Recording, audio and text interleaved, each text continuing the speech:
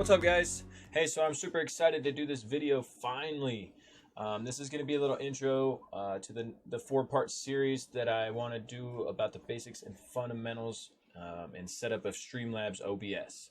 For those of you that are not familiar with Streamlabs OBS or have not decided on an OBS or open broadcast software that you're going to use, please do your research before you watch this video. Otherwise, you will be completely lost. Now, if you already decided on Streamlabs for your OBS and you've already got it installed on your computer, then this is exactly where you need to be, because part one is going to take you through the basic fundamentals and setup and get you signed in with your initial platform.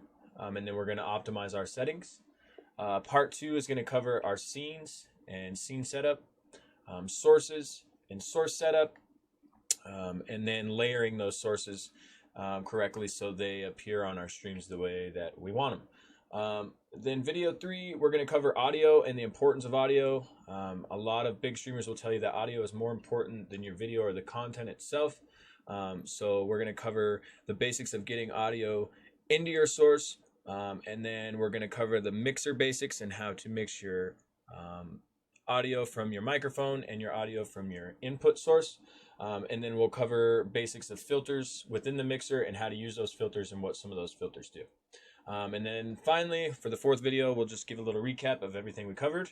And yeah, so if you guys like these kind of videos, this is something you want to see, something you want me to keep pumping out for you, let's hit that subscribe button down below. Turn on your notifications so you know when we got new content coming out. And we'll kick it on to the first part.